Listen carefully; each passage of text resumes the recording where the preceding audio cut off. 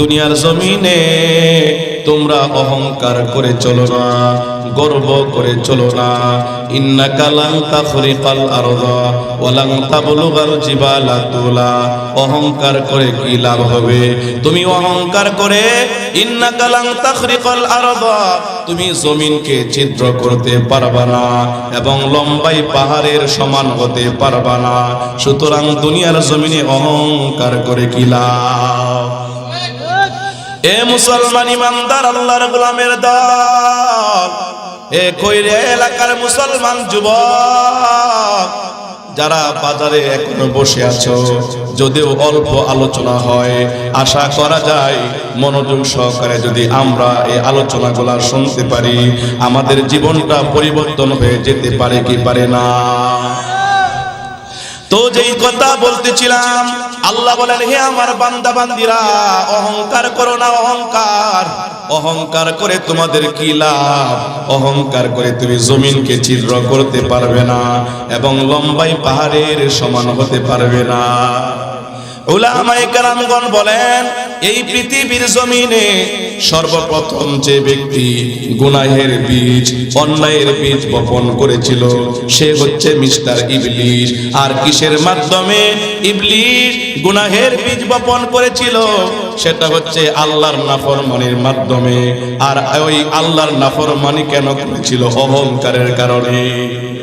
এই পৃথিবীর জমিনে সর্বপ্রথম গুনাহের বীজ, অন্যায়ের বীজ, সর্বপ্রথম গুনাহগার হচ্ছে ইবলিস। জোরে কর নাউজুবিল্লাহ।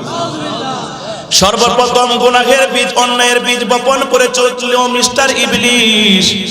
কেমনে ইবলিস গুনাহের বীজ বপন করেছিল? আল্লাহ যখন বলেন উসজুদু লি আদম ফাসাজাদু ইল্লা ইবলিস, আল্লাহ যখন বললেন ও ফেরেশতারা তোমরা আমার তৈরি করা আদমকে সিজদা করো, আল্লাহর হুকুম পালন করার জন্য সমস্ত ফেরেশতারা সিজদা করলো, কিন্তু মিস্টার ইবলিস সে সিজদা করে না। আল্লাহ মিস্টার ইবলিসকে প্রশ্ন করলো, ইবলিস আমি আল্লাহ যখন হুকুম করেছি আদমকে সিজদা করার জন্য, তুমি কেন সিজদা করো নাই? কিসে তোমাকে বাধা দিয়েছে? সে বলে আনা খায়রুম মিনহু, আমি হচ্ছি আদম থেকে উত্তম। জোরে কর নাউজুবিল্লাহ। আমাদের দুনিয়ার জমিনে এমন কিছু ব্যক্তি দেখবেন বলে আমার চেয়ে বড় কেউ নাই, আমার মতো নেতা কেউ নাই, আমার মতো শিক্ষিত কেউ নাই, আমার মতো চাকরিজীবী কেউ নাই, আমার মতো টাকা পয়সার মালিক কেউ নাই, আমার মতো সম্মানের প্রাপ্য দুনিয়ার জমিনে কেউ নাই। এমন কিছু ব্যক্তি দুনিয়ার জমিনে আছে না নাই? এ মুসলমান ইমানদার আল্লাহর গোলামের দল, আল্লাহ বলল, ও ইবলিস তোকে আমি আল্লাহ তাআলা বলেছিলাম আদমকে সিজদা করার জন্য, কিন্তু কেন সিজদা করো নাই? ইবলিস বলল আনা খায়রুম মিনহু, আমি হচ্ছি আদম থেকে উত্তম। খলাকতানি মিন নারি ওয়া খলাকতাহু মিন তিন। কারণ কি? কারণ হচ্ছে আমাকে সৃষ্টি করা হয়েছে আগুন থেকে। ইবলিস বলছে আমাকে সৃষ্টি করা হয়েছে আগুন থেকে, আর আদমকে সৃষ্টি করা হয়েছে মাটি থেকে। সুতরাং আমি আগুন হইয়া মাটির সামনে মাথা নত করতে পারবো না। জোরে কর নাউজুবিল্লাহ। তো বলতেছিলাম, এই পৃথিবীর জমিনে সর্বপ্রথম যে ব্যক্তি গুনাহের বীজ, অন্যায়ের বীজ বপন করেছিল সে হচ্ছে মিস্টার ইবলিস। আর কিসের মাধ্যমে সে গুনাহের বীজ বপন করেছিল? আল্লাহর নাফরমানির মাধ্যমে। আর আল্লাহর নাফরমানি সে কেন করেছিল? অহংকার করার কারণে। কথা ঠিক কিনা? সুতরাং দুনিয়ার জমিনে আল্লাহর যে বান্দা বান্দি নাকি অহংকার করবে তারা হচ্ছে ইবলিসের অনুসারী। কথা ঠিক কিনা? আর যারা নাকি নম্র হবে তারা হচ্ছে আদমের অনুসারী। কথা ঠিক কিনা? তারা হচ্ছে মুহাম্মদের অনুসারী, তারা হচ্ছে ওমর ফারুক রাদিয়াল্লাহু তাআলার অনুসারী, তারা হচ্ছে আবু বকর সিদ্দিকের অনুসারী। কথা ঠিক কিনা? এ মুসলমান ইমানদার আল্লাহর গোলামের দল, অহংকার এমন একটা রূপ, এই রূপটা যদি আপনার আমার অন্তরের মধ্যে ফিট হয়ে যায়, ওই অহংকার রূপ থেকে সমস্ত প্রকার গুনাহ সৃষ্টি হয়, সমস্ত প্রকার পাপ সৃষ্টি হয় অহংকার থেকে। কথা ঠিক কিনা?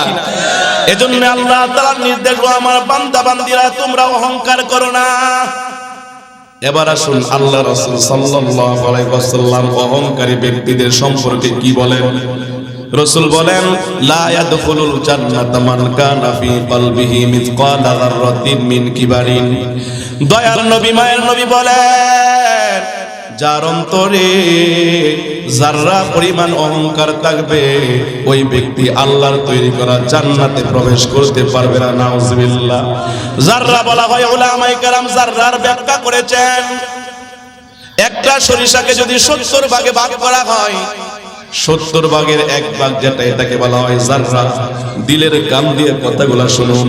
আজকে 5 ওয়াক্ত নামাজ পড়ি, পাশাপাশি তাহাজ্জুদের প্রতি গুরুত্ব দেই, দান করি, সকাল সন্ধ্যা জিকির করি, আর অহংকার অন্তরে থাকার কারণে আমার আপনার আমলগুলা ধ্বংস হয়ে যাচ্ছে। রাসূল বলেন, 1 যাররা পরিমাণ অহংকার যার মধ্যে থাকবে ওই ব্যক্তি কখনো জান্নাতের মধ্যে প্রবেশ করতে পারবে না। একজন সাহাবী রাসূলকে প্রশ্ন করলেন, ক্বালা রাজুলুন ইন্নার রাজুলা ইউহিব্বু আন ইয়াকুনা সাওবু হাসানান ওয়া নালু হাসানান। ইয়া রাসূলুল্লাহ, ইয়া হাবিবাল্লাহ, একজন ব্যক্তি সে চায়, সে পছন্দ করে তার পরিধেয় কাপড়গুলা সুন্দর হোক, তার স্যান্ডেলগুলা জুতাগুলা সুন্দর হোক, এজন্যই কি অহংকার হবে? রাসূল বলেন, ইন্নাল্লাহা জামিল ইউহিব্বুল জামাল। আল্লাহ সুন্দর, আল্লাহ সৌন্দর্যকে পছন্দ করেন। জোরে কোন সুবহানাল্লাহ। এই সুন্দর ফুল, এই সুন্দর ফল, আর মিঠা নদীর পানি, খোদা তোমার মেহেরবানি, খোদা তোমার মেহেরবানি। কথা ঠিক কিনা? এই সুন্দর ফুল, এই সুন্দর ফল, আর মিঠা নদীর পানি, খোদা তোমার মেহেরবানি। কার মেহেরবানি? তুমি কতই দিলে রতন, ভাই বেরাদর পুত্র স্বজন। তুমি কতই দিলে রতন, ভাই বেরাদর পুত্র স্বজন। এগুলা সবকে দিয়েছে আল্লাহ। কথা ঠিক কিনা? এ মুসলমান ইমানদার আল্লাহর গোলামের দল, তো রাসূল বলেন, ইন্নাল্লাহা জামিল, নিশ্চয় আল্লাহ তাআলা সুন্দর এবং আল্লাহ সৌন্দর্যকে পছন্দ করেন। আল কিবারু, ও আমার সাহাবী, অহংকার কাকে বলা হয় জানো? সুন্দর কাপড় পরলে অহংকারী হয় না, সুন্দর চশমা পরলে অহংকারী হয় না, সুন্দর টুপি পরলে, জুতা পরলে অহংকারী হয় না। অহংকার হচ্ছে অন্তরের জিনিস। কিসের জিনিস? রাসূল বলেন, আল কিবারু বাতুল হাক্কি ওয়া গামতুন নাস। অহংকার হচ্ছে আল কিবারু বাতুল হাক্কি, হককে যেটা সত্য এটাকে মিথ্যা প্রতিপন্ন করা এবং মানুষকে তুচ্ছ তাচ্ছিল্যের সাথে দেখা। নাউজুবিল্লাহ। হাদিসে কুদসির মধ্যে আসছে, হাদিসে কুদসি বলা হয় কথাটা আল্লাহর, কিন্তু রাসূলের জবানের মাধ্যমে প্রকাশিত হয়েছে। আল্লাহ বলেন, আল কিবরিয়া উরিদাই ওয়াল আজমাতু ইজারি ফামান নাজানি ওয়াহিদাম মিনহুমা আদখালতুহুন নার। আল্লাহ তাআলা বলেন, অহংকার হচ্ছে আমি আল্লাহর চাদর, বরত্ব হচ্ছে আমি আল্লাহর লুঙ্গি। সুতরাং দুনিয়ার জমিনে যে ব্যক্তি নাকি এই দুইটার একটাকে নিয়ে টানাটানি করবে, আমি আল্লাহ তাকে উপর করে জাহান্নামে নিক্ষেপ করব। নাউজুবিল্লাহ। আল্লাহ কিন্তু চাদরও গায়ে দেয় না, লুঙ্গিও পরে না। রূপক করতে আল্লাহ তাআলা বোঝাচ্ছেন, হে দুনিয়ার জমিনের আমার বান্দা বান্দিরা, অহংকার একমাত্র আমি আল্লাহকে শোভা পাই, বরত্ব একমাত্র আমি আল্লাহকে শোভা পাই। দুনিয়ার জমিনে অহংকার করবে, দুনিয়ার জমিনে বাপ দেখাবে, আমি আল্লাহ তোকে জাহান্নামে নিক্ষেপ করব। নাউজুবিল্লাহ। এজন্য অহংকার করব না, অহংকার মুক্তভাবে জীবন যাপন করব। অহংকার ছাড়বো তো ইনশাআল্লাহ। এ মুসলমান ইমানদার আল্লাহর গোলামের দল, হে কইরিয়া বাজারের মুসলমান, অহংকার করলে আমাদের কি ক্ষতি হয়? এক হাদিসের মধ্যে আসছে, রাসূল বলেন, ইহশারুল মুতাকাব্বিরুনা আমসালাজ যাররি ইয়াউমাল কিয়ামাতি ফি সুরুর রিজাল। দুনিয়ার জমিনে যারা অহংকার করবে, ইহশারুল মুতাকাব্বিরুনা আমসালাজ যাররি ইয়াউমাল কিয়ামাতি ফি সুরুর রিজাল। আল্লাহ রাব্বুল আলামিন কিয়ামতের ময়দানে তাকে পিপিলিকার মতো চুপ করে উঠাবেন। জোরে কোন নাউজুবিল্লাহ। ওই ব্যক্তিটা ছোট হবে, তার হাত কান নাক মুখ সব ঠিক থাকবে, আকৃতি হবে মানুষের মতো, অহংকার করার কারণে আর ছোট হবে পিপিলিকার মতো। জোরে কর নাউজুবিল্লাহ। হাদিসটা পড়ে বলছি, এজন্য অহংকার ছাড়ব না, অহংকার মুক্ত ভাবে জীবন যাপন করব না, অহংকার যুক্ত ভাবে জীবন যাপন করব। অহংকার অন্তর থেকে বের করা দরকার আছে না নাই? আমরা সবাই অন্তর থেকে অহংকার বের করব তো ইনশাআল্লাহ। এ মুসলমান ইমানদার, আপনি কিসের অহংকার করেন? আল্লাহ বলেন, হাল আতা আলাল ইনসানি হিনুম মিনাদ দারি লাম ইয়াকুন শাইআম মাযকুরা।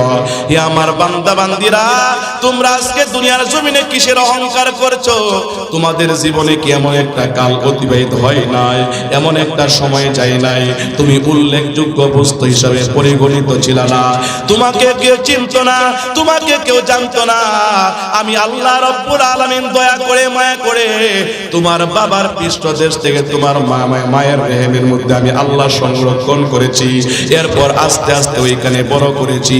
এরপর দুনিয়ার জমিনে আমি তোমাকে আমি আল্লাহ রব্বুল আলামিন এনেছি। জোরে কোন কথা ঠিক কিনা?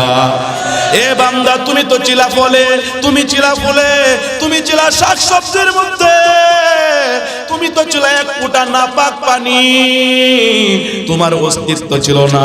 তোমাকে আমি আল্লাহ অস্তিত্বহীন থেকে অস্তিত্ব দান করেছি। সুতরাং কিসের অহংকার করো? অহংকার করলে আমার দুনিয়ার জমিনে আমাদের কেমন ক্ষতি হয়। আকাবির কা সুলুক আর উনকা ইহসান নামক কিতাবের মধ্যে লেখা হয় যে হিজরি ২য় শতাব্দীর শেষের দিকের কথা। তখন মুসলমানদের প্রাণ কেন্দ্র ছিল বাগদাদ। ওখানে বড় বড় উলামায়ে কেরাম ছিল। নবুয়তের সূর্য অস্তমিত হয়েছে, বেশি দিন হয় নাই। গোটা শহরের মধ্যে বড় বড় উলামায়ে কেরামরা ছিল, বড় বড় জাহেদ দুনিয়া ত্যাগীরা ছিল, বড় বড় বুজুর্গরা ছিল। ওই বুজুর্গদের মধ্যে একজন বিখ্যাত, জগৎ বিখ্যাত আল্লাহওয়ালা ছিল। তার নাম ছিল আবু আব্দুল্লাহ উনদুলুসি রাহমাতুল্লাহ আলাইহি।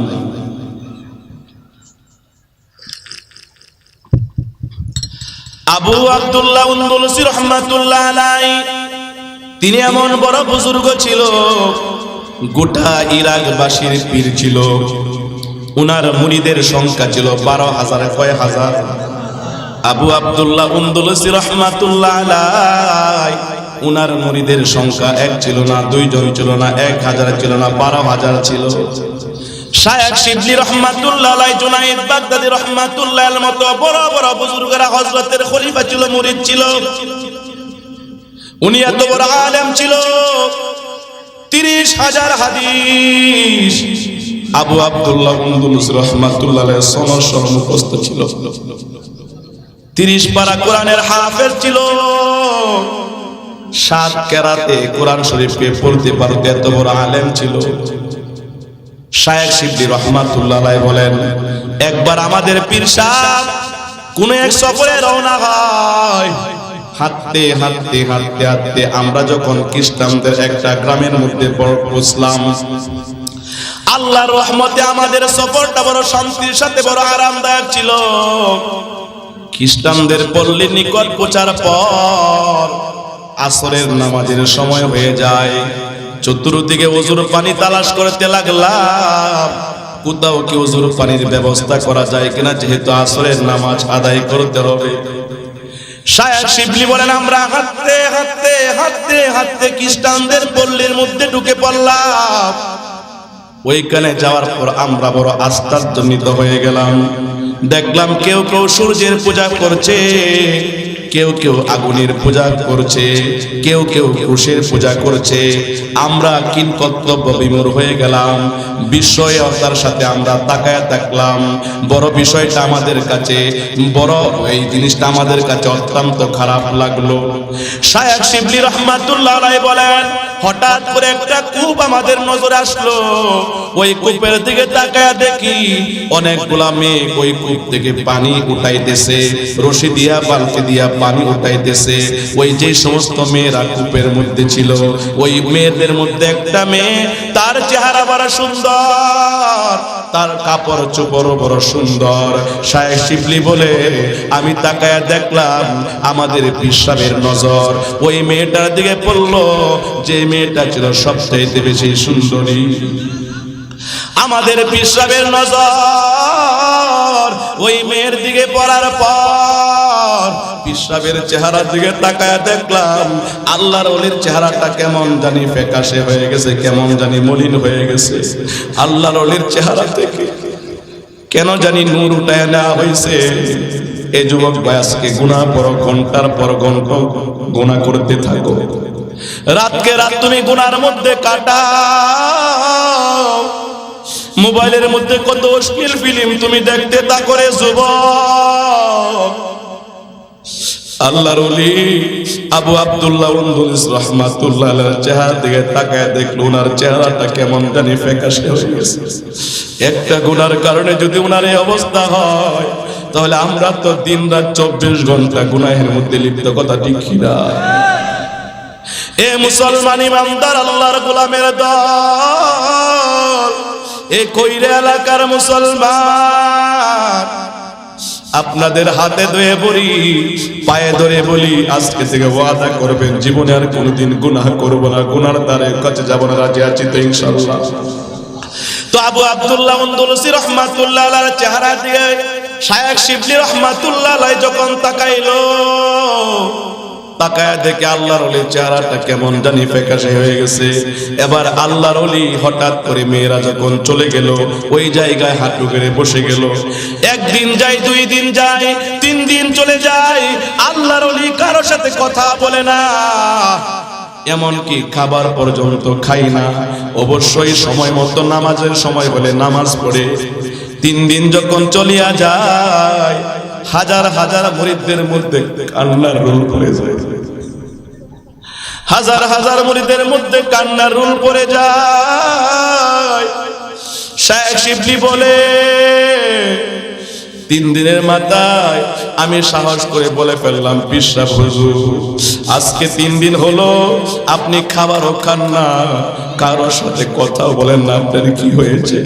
এবার শায়েখ শিবলিকে আবু আব্দুল্লাহ উনদুলসি বলে, ও শায়েখ শিবলি, আমার বিষয়টা তোমাদের কাছে আর কতদিন পর্যন্ত গোপন রাখবো? ওই যে গত 3 দিন আগে যে মেয়েটাকে দেখেছিলাম ওই মেয়েটার প্রেমে আমি পাগল পারা হয়ে গেছি। ওই মেয়েটার ভালোবাসা আমার সমস্ত শরীরের শিরাই শিরাই ঢুকে পড়ছে। তাকে আমি বিয়া করতে চাই, তাকে আমি জীবন সঙ্গিনী হিসেবে পাইতে চাই। এবার শায়েখ শিবলি কেঁদে কেঁদে বলে, আল্লাহর ওলি গো, আপনি কিন্তু 12,000 মুরিদের পীর, আপনি কিন্তু 30 পারা কোরআনের হাফেজ, আপনি যদি এমন মূর্খর মতো কথা বলেন আমাদের কি অবস্থা হবে? আল্লাহর ওলি আল্লাহর দোয়াই দিয়া বলছি আপনি এরকম করবেন না। আল্লাহর ওলি বলছে, শায়েখ শিবলি রে, তোমার আমার তকদিরের জালিকন তালিকা হয়ে গেছে। ও শায়েখ শিবলি, আমার কাছ থেকে দূর হয়ে যাও। আমার থেকে আল্লাহ তাআলা বুজুর্গের পোশাক খুলে নিছে, আমার অন্তর থেকে হেদায়েতের নূর আল্লাহ তাআলা উঠায় নিছে। শায়েখ শিবলি, আমার কাছে আর কিছুই নেই, তোমরা চলে যাও। শায়েখ শিবলি বলেন, আমরা এখানে কাঁদতে লাগলাম, কান্না কাটি করতে করতে এমন অবস্থা হলো হাসরের ময়দান হয়ে গেল। আমাদের চোখের পানির মাধ্যমে গোটা জমিনগুলা ভিজে গেল। কাঁদতে কাঁদতে অপারগ হইয়া আমরা আবার ফিরতি ইরাকের মধ্যে চলে গেলাম। ওই ইরাকের মধ্যে যে সমস্ত মুরিদরা ছিল তারা যখন আল্লাহর ওলির সাথে সাক্ষাৎ করতে আসলো, আমাদের কাফেলার মধ্যে আল্লাহর ওলিকে পাইল না। তারা যখন এই ঘটনা শুনতে পাইল, বিশাল বড় একটা মুরিদের জামাত তারা কাঁদতে কাঁদতে বেহুশ হইয়া দুনিয়া ত্যাগ করে ফেলল। শায়েখ শিবলি বলে, 1 বছর পর আমাদের মনে এলো পীর সাহেবের কি অবস্থা, খবর নেওয়া দরকার। শায়েখ শিবলি রাহমাতুল্লাহ আলাইহি বলেন, আমরা একটা জামাত আবার ওই এলাকার মধ্যে আসলাম। এসে একজন বৃদ্ধ ব্যক্তিকে জিজ্ঞাসা করলাম, বাবাজি, এমন একজন বৃদ্ধ মানুষ আমাদের পীর সাহেব, তাকে আপনারা কখনো দেখেছেন? এলাকার মধ্যে কোথাও দেখেছেন কিনা?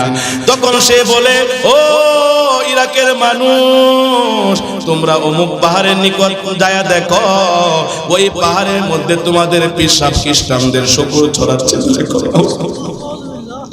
এ মুসলমান ইমানদার আল্লাহর গোলামের দল, নিজের আমলের প্রতি কখনো অহংকার করো না।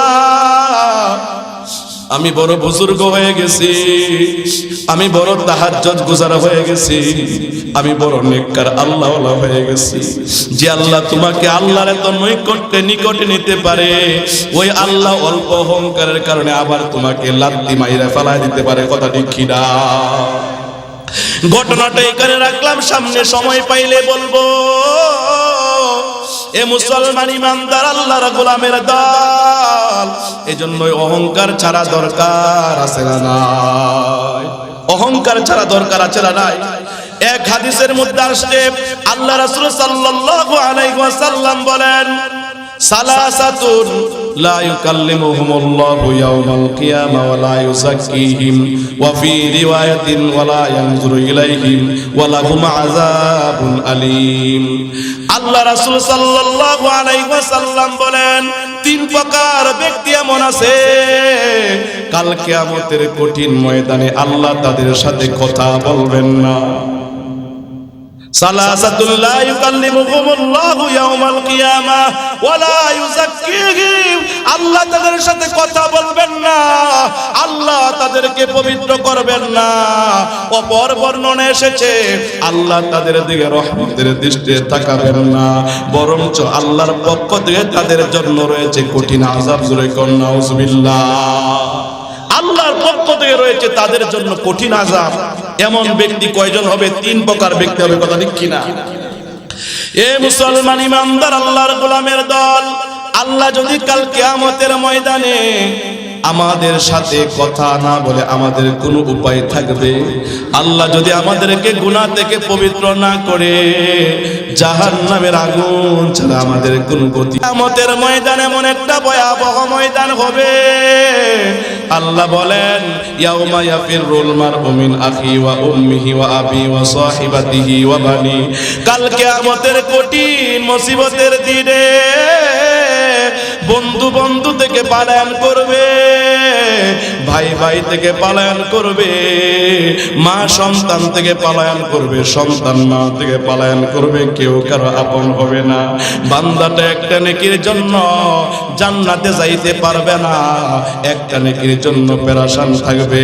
মায়ের কাছে যায় বলবে, মা গো, দুনিয়ার জমিনে তুমি আমাকে না কত ভালোবাসতা, কত আদর করতা, নিজে না খাই আমাকে খাওয়াইছো, নিজে না ঘুমাইয়া আমাকে আরামের সাথে ঘুম পাড়াইছো। আজকে তাকায় দেখো তোমার সন্তানটা বড় বিপদে আছে, একটা নেকি দাও, একটা নেকির জন্য জান্নাতে যাইতে পারতেছে না। মা বলবে, দুনিয়ার জমিনে আমার কোনো সন্তান হয়েছিল না। নাউজুবিল্লাহ। বাবার কাছে যায় বলবে, বাবা গো, দুনিয়ার জমিনে আমাকে না তুমি কত বেশি আদর করতা, মহব্বত করতা, আমাকে সুখে রাখার জন্য সারাদিন রুদ্রে ভিজেছ, রুদ্রে শুকিয়েছ, বৃষ্টিতে ভিজেছ, আমার জন্য দুবেলা দুমুঠো ভাত কাপড়ের আয়োজন করেছ। আজকে তাকায় দেখো তোমার সন্তানটা বড় বিপদে পড়ে গেছে, একটা নেকি দাও, একটা নেকির জন্য তোমার সন্তানটা জান্নাতে যাইতে পারতেছে না। বাবা বলবে, আমি তোমাকে চিনি না। জোরে কর নাউজুবিল্লাহ। ভাইয়ের কাছে যাবে ভাই, ভাই তাকে চিনবে না। অবশেষে বন্ধুর কাছে যাবে, বন্ধু চিনবে না। বিবির কাছে যায় বলবে, বিবি গো, দুনিয়ার জমিনে না তোমাকে কত বেশি ভালোবাসতাম, তোমাকে না কত বেশি মহব্বত করতাম, তোমাকে সুখে রাখার জন্য আমার জনম দুঃখিনী মা বাবাকে ত্যাগ করেছিলাম, তোমাকে দামি দামি কাপড় শাড়ি কিনে দিয়েছি, তোমাকে সুখে রাখার জন্য আমি আমার অফিসে চাকরি করতাম, 10,000 টাকা বেতন পাইতাম, সুদ খাইছি, ঘুষ খাইছি, তোমাকে সুখে রাখার জন্য। কথা ঠিক কিনা? বিবি গো, আজকে তাকায় দেখো তোমার স্বামী বড় বিপদে পড়ে গেছে, একটা নেকি দাও। বিবি বলবে, আমি তোমাকে চিনি না। নাউজুবিল্লাহ। ওরে মন, কার লাগিয়া কান্দো দিবা রাতি, ভেবে দেখো কেউ হবে না, ভেবে দেখো কেউ হবে না তোমার সঙ্গের সাথী, কার লাগিয়া কান্দ দিবা রাতি। কথা দেখি না, আপন আপন বইলা যারে বাচ্চো সারাক্ষণ, আসলে রে কেউ নয় তারা, কেউ নয় রে আপন। আপন হবে মাইয়ার জালে বন্দি হইয়া বন্ধ সুখের ঘর, পরকে লইয়া করছ বসত আপন কইরা পর। কথা দেখি না, মাইয়ার জালে বন্দি হইয়া বন্ধ সুখের ঘর, পরকে লইয়া করছ বসত আপন কইরা পর। ও তোর কে বায়াপন অনন্তকাল রে, কে বায়াপন অনন্তকাল নিভিলে মনের বাতি, কার লাগিয়া কান্দ দিবা রাতি। কথা দেখি না, দুনিয়ার জমিনে যাদেরকে আপন মনে করছেন কবরে যাওয়ার পর তারা আপনার আপন হবে। আসল আপন কে হবে? জোরে কোন আল্লাহ। আল্লাহ আমাদের আপন হবে। যে আল্লাহ আমাদের এত আপনের আপন, ওই আল্লাহর জন্য এই জীবনটা উৎসর্গ করে দেওয়া দরকার আছে না? আমরা সবাই ওই আল্লাহর জন্য আমাদের জীবন এবং যৌবন উৎসর্গ করে দিব তো ইনশাআল্লাহ। আল্লাহ আমাদের সকলকে তৌফিক দান করে। জোরে কোন আমিন। এ মুসলমান ইমানদার আল্লাহর গোলামের দল, যেই কথা বলতেছিলাম হাদিসে পাকের মধ্যে আসছে, রাসূল আরবি সাল্লাল্লাহু আলাইহি ওয়াসাল্লাম বলেন, সালাসাতুন লা ইউকাল্লিমুহুমুল্লাহু ইয়াওমাল কিয়ামা ওয়া লা ইউযাক্কিহিম ওয়া ফি রিওয়ায়াতিন ওয়া লা ইয়ানজুরু ইলাইহিম ওয়া লাহুম আযাবুন আলীম। দয়ার নবী মায়ার নবী বলেন, তিন প্রকার ব্যক্তি এমন আছে কাল কিয়ামতের ময়দানে আল্লাহ তাদের সাথে কথা বলবেন না, আল্লাহ তাদেরকে পবিত্র করবে না, আল্লাহ তাদের দিকে রহমতের দৃষ্টি তাকাবেন না, এবং তাদের জন্য রয়েছে আল্লাহর পক্ষ থেকে কঠিন শাস্তি। নাউজুবিল্লাহ। এক নাম্বার রসুল বলেন এক নাম্বার হচ্ছে মালিকুল কাযাব, শাইখুন জানিন, ওই বৃদ্ধ যে নাকি বৃদ্ধ অবস্থায় জিনা করতে। জোরে কোন নাউজুবিল্লাহ। জিনা তো মানুষ যৌবন থাকা অবস্থায় করে, কিন্তু যে ব্যক্তি নাকি বৃদ্ধ অবস্থায় জিনা করে তাকে আল্লাহ রাব্বুল আলামিন কাল কিয়ামতের ময়দানে এই তিন প্রকার শাস্তি, চার প্রকার শাস্তি দিবেন। জোরে কোন নাউজুবিল্লাহ। দুই নাম্বার মালিকুল কাযাব, ওই বাদশা যে বাদশা নাকি মিথ্যা কথা বলে। মিথ্যা কথা তো অসহায় ব্যক্তিরা বলে, আর বাদশার জন্য তো কোনো ভয় নাই। কথা দেখি না, যে বাদশাহী পাওয়ার পর, যে ক্ষমতাশীল ব্যক্তি এমপির চেয়ারে বসার পর, যে চেয়ারম্যানের চেয়ারে বসার পর, যে মেম্বারের চেয়ারে বসার পর, যে খতিব সাহেব খতিবের চেয়ারে বসার পর মিথ্যা কথা বলে, কাল কিয়ামতের ময়দানে আল্লাহর পক্ষ থেকে চারটা শাস্তিতে ওই ব্যক্তি গ্রেফতার হবে। জোরে কোন নাউজুবিল্লাহ। তিন নাম্বার ওই দরিদ্র, যে দরিদ্র নাকি দরিদ্র অবস্থায় অহংকার করে, তারা করে যাদের সম্পদ আছে। তুই গরিব হইয়াও কেন অহংকার করলি? এজন্যই আল্লাহর পক্ষ থেকে চারটা শাস্তি। জোরে কোন নাউজুবিল্লাহ।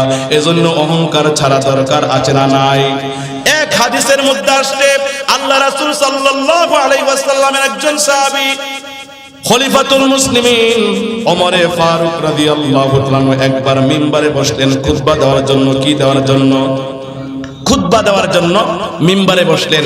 মিম্বারে বসে বলছে, ইয়া আইয়ুহান নাস, হে মানুষ সকল, হে মানব মণ্ডলী, হে লোক সকল, দাও তোমরা বিনয়ী হয়ে যাও। কারণ কি? কারণ কি?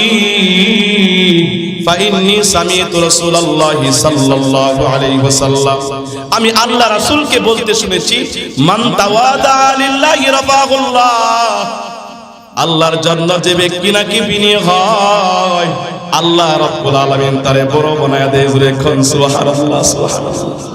ফাইন্নী সামি'তু রাসূলুল্লাহি সাল্লাল্লাহু আলাইহি ওয়াসাল্লাম মান তাওয়াদাআ লিল্লাহি রাফাহুল্লাহ। আল্লাহর জন্য যে ব্যক্তি নাকি বিনয়ী হয় আল্লাহ তাআলা তারে বড় বানায় দেয়। ওয়াজ তো আসতেছে, আপনাদের কষ্ট হচ্ছে, মন চাচ্ছে আর ওয়াজ করে, কিন্তু সময় কতটুকু পাবো আল্লাহই ভালো জানে। এজন্য যতক্ষণ আলোচনা করি আল্লাহ তাআলা আমার জবান থেকে আবার বলছি ফালতু কথা যাতে করে বের না হয়, উপকারী কিছু কথা বের করে দেন সকলেন, আবার বলেন আমিন। এক হাদিসের মধ্যে আসছে, এই হাদিসটা পড়ে বলছি, রাসূল আরবি সাল্লাল্লাহু আলাইহি ওয়াসাল্লাম একবার সাহাবায়ে কেরামদের সামনে বলেন, আলা উখবিরুকুম বিআহলিল জান্নাহ।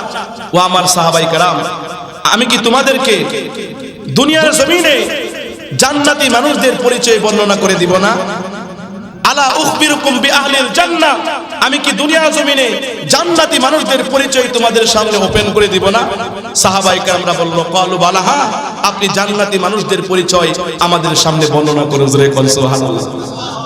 রাসূল বলেন, কুল্লু যায়িফিন মুতাযাআফিন, প্রত্যেক দুর্বল এবং বৃদ্ধ লোক হচ্ছে জান্নাতি মানুষ। জোরে বলেন সুবহানাল্লাহ।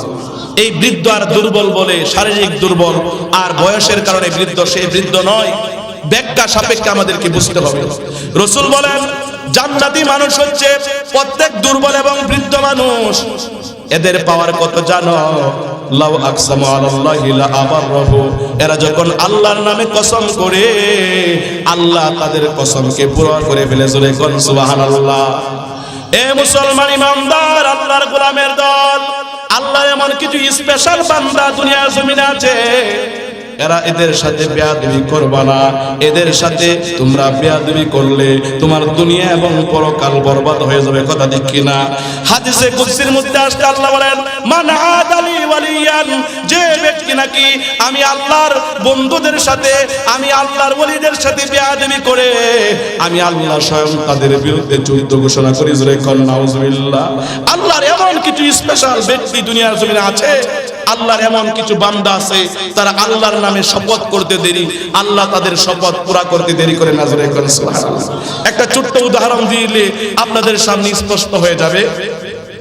আল্লাহর একজন ওলি ছিল ইসমাঈল শহীদ রাহমাতুল্লাহি আলাইহি। বেঈমানদের সাথে, ইংরেজদের সাথে যুদ্ধ করতেছে, শিখদের সাথে যুদ্ধ হচ্ছে। যুদ্ধ করতে করতে একাধারে 4 দিন চলে গেল, যুদ্ধ শেষ হয় নাই। কয়দিন? 4 দিন পর্যন্ত চলে যায়, যুদ্ধ শেষ হয় নাই। 4 দিন পর্যন্ত উনি খাবার খাওয়ার মতো কোনো সুযোগ নাই, পানি পান করার মতো কোনো বস্তু তার কাছে ছিল না। 4 দিন লাগাতারে যুদ্ধ করতে করতে উনি দুর্বল হয়ে গেল। এক পর্যায়ে অবস্থা এমন হলো, কিছু শিখ উনাকে ঘেরাও করে ফেললো। কি করলো? কিছু শিখ আল্লাহর ওলি ইসমাঈল শহীদ রাহমাতুল্লাহ আলাইহিকে ঘেরাও করে ফেললো। এবার ওই শিখদের মধ্যে থেকে একটা শিখ, সে রাসূলের সাথে গুস্তাখি করেছে, রাসূলের সাথে বেয়াদবি করেছে, আল্লাহ রাসূলকে কটূক্তি করেছে, আল্লাহ রাসূলকে গালি দিয়েছে। জোরে কোন নাউজুবিল্লাহ। এবার ইসমাঈল শহীদ বললে, ও শিখের বাচ্চা শিখ, 4 দিন পর্যন্ত পেটে কোনো খাবার নাই, জিহাদ করতে করতে শরীরটা ক্লান্ত হয়ে গেছে, আমার সামনে আমার হৃদয়ে স্পন্দন, মুহাম্মদুর রাসূলুল্লাহকে তুই গালি দিয়েছিস, আমি সহ্য করতে পারছি না। আমি আল্লাহর কসম করে বলছি, যতক্ষণ পর্যন্ত তোকে হত্যা না করব আমি ইসমাঈল শহীদ মরব না। করে কোন আল্লাহু আকবার। আমরা মুসলমান, রাসূলের উম্মত, আমরা আমাদের জীবন থেকে রাসূলকে বেশি ভালোবাসি। কথা ঠিক কিনা? আপনার বাবাকে আপনি ভালোবাসেন। কথা ঠিক কিনা? আপনার বাবাকে যদি আপনার সামনে কেউ গালি দেয় সহ্য করবেন? আপনি আপনার মাকে ভালোবাসেন, আপনার মাকে যদি আপনার সামনে কেউ গালি দেয়, আপনি যদি মা বাবার সুসন্তান হয়ে থাকেন, কখনো সহ্য করবেন না। কথা ঠিক কিনা? মুসলমান ইমানদার, আপনি রাসূলের উম্মত দাবি করেন, আপনার সামনে রাসূলকে গালি দেয় বেঈমানরা, আপনার সামনে রাসূলের সুন্নাতকে অবহেলা করা হয়, রাসূলের সুন্নাত দাড়ি উলামায়ে কেরামদের দাড়িকে কেটে ফেলার জন্য তারা হুঙ্কার ছেড়ে, আপনার মনে যদি কষ্ট না লাগে বুঝতে হবে আপনি রাসূলের উম্মত হতে পারেন নাই, আপনার ইমানের মধ্যে ক্যান্সার হয়ে গেছে। কথা ঠিক কিনা? মনে রাখবেন, এই বাংলাদেশ মুসলমানদের দেশ, বাংলাদেশ ইমানদারদের দেশ। 360 আউলিয়ার জমিনে, এটা কথা ঠিক কিনা? 360 আউলিয়ার জমিনে কোনো ভণ্ডদের ভণ্ডামি চলবে না। ওই যে টাকলা অপরাধ করেছে, টাকলা অহংকার করার কারণে এত বাড়ছিল, সীমা তিরস্ত হয়ে গিয়েছিল, সীমা ছাড়িয়ে গিয়েছিল। সে একের পর এক তার জবান থেকে এমন কিছু বাক্য উচ্চারণ করতেছিল, এমনকি উলামায়ে কেরামদেরকে টার্গেট করে বলছে, আলেমরা কিছুই বুঝে না, আলেমদের মাথায় হচ্ছে গোবর, আসো মৌলবী তোমার সাথে বাহাস হবে, বাহাস। যে রাতে কথা বলছে পরের দিন পেজদা পিপলে সাগর ভাই একটা স্ট্যাটাস দিয়েছে, মুরাদ সাহেব আপনার সাথে বাহাস করার জন্য 10 জন আলেম প্রস্তুত হয়ে গেছে, জোরে কোন আল্লাহু আকবার। পরের দিন শুনলাম মুরাদ বেচারা উলামায়ে কেরামদের সাথে বাহাস করার আগে নিজের সব তথ্য ফাঁস করে দিয়েছেন। আল্লাহ কথা ঠিক কিনা? ইজ্জতের মালিককে কথা বলেন, আবার জিল্লতি করার মালিককে। যে আল্লাহ তোমাকে ইজ্জত করে চেয়ারে বসিয়েছেন, বেয়াদবি করবি তো ওই আল্লাহ আবার তোকে ওই চেয়ার থেকে কান ধরে অপমান করে না আমাবে, কথা ঠিক কিনা? এর দৃষ্টান্ত হচ্ছে ফেরাউন, এর দৃষ্টান্ত হচ্ছে নমরুদ, এর দৃষ্টান্ত হচ্ছে আবু জাহেল, মিস্টার বুশ। বাংলাদেশে লতিফ সিদ্দিকী দৃষ্টান্ত স্থাপন করেছে, আবার টাকলা মুরাদ দৃষ্টান্ত স্থাপন করেছে, অহংকার করেছে, রাসূলের সুন্নতকে নিয়ে বেয়াদবি করেছে, আলেমদের সাথে বেয়াদবি করে তার অবস্থা এমন হয়েছে। বেয়াদবি করতে করতে যখন সীমা ছাড়িয়ে গেছে, আল্লাহ বরদাস্ত করে নাই, এমন অপমান হয়েছে, বাংলাদেশ থেকে লেজ গুটায় পালাতে সক্ষম হয়েছে। কানাডার জমিনে পাড়ি দিয়েছিল টাকলা মুরাদ, শুনেছি কানাডাও তার জায়গা হয় নাই। এটা হচ্ছে 360 আউলিয়ার জমিন। মুসলমানদের অন্তরে কষ্ট দিবি, মুসলমানরা ভিতর থেকে যখন বদ্ধ বের করে দিবে, তোর জীবন ধ্বংস হয়ে যাবে, কথা ঠিক কিনা? দেশটা নয়তো কারো বাপের বিটা, করবে মন চাহিলে যখন যেটা। দেশটা নয়তো কারো বাপের বিটা, করবি মন চাহিলে যখন যেটা। দেশটা লক্ষ মায়ের ইজ্জতেরই দামে কিনা, মাটিতে মিশে আছে লাখ শহীদের রক্ত, কথা কথা ঠিক কিনা? সেই রক্তের দামে কিনা মোদের সোনার বিটা। দেশটা নয়তো কারো বাপের বিটা, করবে মন চাহিলে যখন যেটা, কথা ঠিক কিনা? যারা আজ চিল্লাইতেছে স্বাধীনতা স্বাধীনতা, দেশ নই তাদের আজি তাদের লাগি মাথা ব্যথা, কথা ঠিক কিনা? আজকে তোমরা স্বাধীনতার পক্ষে স্লোগান দাও, স্বাধীনতা রক্ষা করবা, উলামায়ে কেরামদেরকে পাকিস্তান পন্থী বলে গালি দাও, আল্লাহ পদে পদে তোমাদেরকে লাঞ্ছিত করছে, কথা ঠিক কিনা? এ মুসলমান ইমানদার, আল্লাহর গোলামের দল, যেই কথা বলতেছিলাম, ইসমাইল শহীদ রহমাতুল্লাহ আলাইহির সামনে যখন ওই শিখের বাচ্চা শিখ আল্লাহ রাসূলের সাথে বেয়াদবি করেছে, আল্লাহ রাসূলকে গালি দিয়েছে, ইসমাইল শহীদ বললেন, আমি আল্লাহর কসম করে বলছি, যতক্ষণ পর্যন্ত তোকে না মারবো আমি ইসমাইল শহীদ মরবো না। সুবহানাল্লাহ। বলতেছিলাম আল্লাহর দুনিয়া জমিনে এমন কিছু বান্দা আছে, তারা যখন আল্লাহর নামে শপথ করে, আল্লাহ তাদের মাধ্যমে তাদের শপথ পুরা করার আগ পর্যন্ত তাদেরকে মৃত্যু দেন না। সুবহানাল্লাহ। ইসমাইল শহীদ তিনি তো আল্লাহর নামে শপথ করে ফেলছিলেন, আল্লাহর নামে কসম করে ফেলছিলেন। এর আগেই দেখা গেল একটা শিখের বাচ্চা শিখ রাঙা তলোয়ার নিয়ে, উন্মুক্ত তলোয়ার নিয়ে ইসমাইল শহীদের দেহ থেকে তার কাল্লাটা দুভাগে ভাগ করে দুনিয়া জমিনে ফেলে দিলেন। নাউজুবিল্লাহ। ইসমাইল শহীদ রহমাতুল্লাহ আলাইহি তো চেয়েছিল, উনি কসম করেছিল যে তোকে যতক্ষণ পর্যন্ত না মারবো ততক্ষণ পর্যন্ত আমার মৃত্যু হবে না। এর আগেই একজন শিখ তরবারি দিয়ে এমন ভাবে উনার গর্দানে আঘাত করলো, উনার দেহ থেকে কাল্লাটা বিচ্ছিন্ন হয়ে মাটির মধ্যে পড়ে গেল। আল্লাহু আকবার।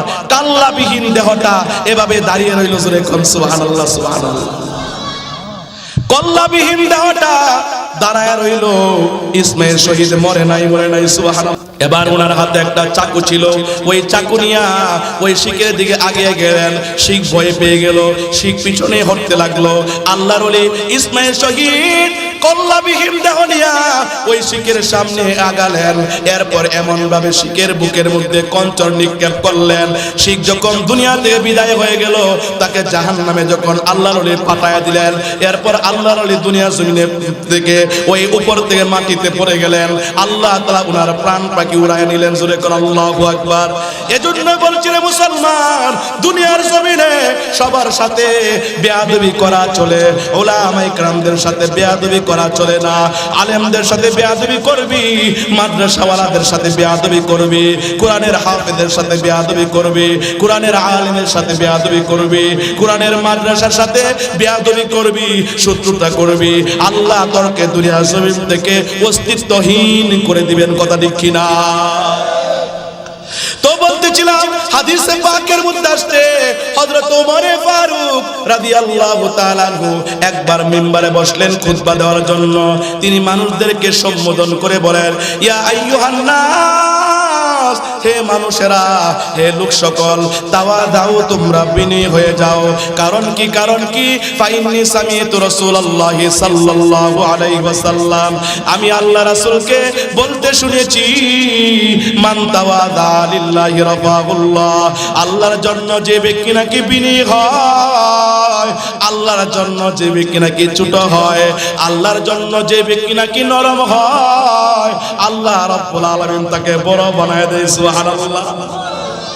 ফাহুয়া ফি নাফসিহি সগীরুন ওয়া ফি আয়ুনিন নাসি আযীমুন, ওই বিনয়ী ব্যক্তি নিজেকে ছোট মনে করে, আমার মতো ছোট কেউ নাই, আমার মতো নাকাস্তা নাফরমান গুনাহগার কেউ নাই, আর মানুষের চোখে আল্লাহ তাকে বড় বানায় দেয়। সুবহানাল্লাহ। এরপর রাসূল বলেন, ওয়ামান তাকাব্বারা ওয়াদাহুল্লাহ, আর যে ব্যক্তি অহংকার করে, তাকাব্বুর করে, আল্লাহ তাকে পদে পদে লাঞ্ছিত করে, পদে পদে অপমানিত করে। নাউযুবিল্লাহ। ওই অহংকারী ব্যক্তি নিজেকে বড় মনে করতে থাকে, আমার মতো বড় কেউ নাই, আমার মতো আলেম কেউ নাই, আমার মতো নেতা কেউ নাই। কথা ঠিক কিনা? আমার মতো মন্ত্রী কেউ নাই। আলেমদের মাথায় তো গোবর। আমি একটা স্ট্যাটাস দিলে অল্প সময়ের মধ্যে lakh lakh follower, like, comment শুরু হয়ে যায়। এখন নাউযুবিল্লাহ। রাসূল বলেন, যে ব্যক্তি অহংকার করে, আল্লাহ তাকে পদে পদে লাঞ্ছিত করে। অহংকারী ব্যক্তি নিজেকে বড় মনে করতে থাকে, আর মানুষ তাকে ছোট ভাবতে থাকে। মানুষের চোখে সে এত ছোট হয়, এত নিকৃষ্ট হয়। নিকৃষ্ট হতে হতে রাসূল বলেন, হাত্তা লাগুয়া আহওয়ানু আলাইহিম মিন কালবিন আও খিনজিরিন, অহংকার করতে করতে মানুষের চোখে অহংকারী এত নিকৃষ্ট হয়, কুত্তা আর শুকরের চাইতে আরো নিকৃষ্ট হয়ে যায়, আরো নিকৃষ্ট হয়ে যায়। এজন্য অহংকার ছাড়া দরকার আছে না নাই?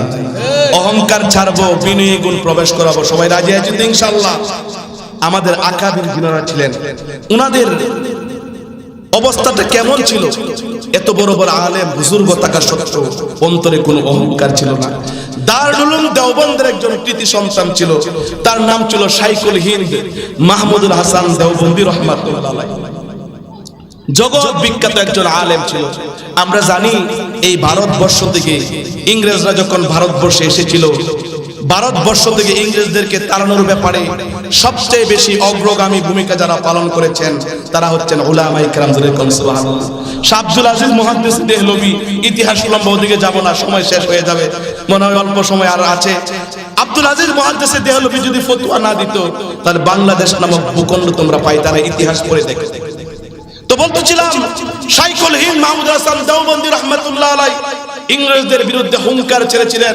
উনাদের হুঙ্কারের কারণে ভারতবর্ষ থেকে ইংরেজরা লেজ গুটায়া পালাতে সক্ষম হয়েছিল। তো ওনার সুনাম সুখ্যাতি গোটা দেশকে দেশে ছড়িয়ে গিয়েছিল। আজমির শরীফ থেকে একজন মৌলবী, তার নাম ছিল মঈনুদ্দিন আজমিরি। উনি ভাবলেন এত বড় আলেম কখন মারা যায়, তার সাথে একটু সাক্ষাৎ করা দরকার। উনি সে আজমির শরীফ থেকে শাইখুল হিন্দকে দেখার জন্য আসলেন। দেওবন্দের রেল স্টেশন নামলেন। নাইমিয়া গরুর গাড়িওয়ালাকে জিজ্ঞাসা করলেন, ভাই শাইখুল হিন্দের বাড়ি চিনো? তিনি বলছেন, আপনি মনে হয় বড় হুজুরের কথা বলছেন, বড় মৌলানা সাহেবের কথা বলছেন। গোটা পৃথিবীতে তাকে চিনতো শাইখুল হিন্দ, আর এলাকার মধ্যে মানুষ বড় মৌলানা বলতো। তিনি বলছেন, হ্যাঁ আমি বড় মৌলানার কথা বলছি, ওনার বাড়িটা আপনি দেখায় দেন। এবার গরু গাড়িওয়ালা ওই ব্যক্তিকে শাইখুল হিন্দের বাড়ির দরজার সামনে নামায় দিল। এবার ওই মঈনুদ্দিন আজমিরি, যিনি আজমির শরীফ থেকে এসেছেন শাইখুল হিন্দকে দেখার জন্য, এবার তিনি দরওয়াজায় নক করলেন, শাইখুল হিন্দ কি বাড়িতে আছেন?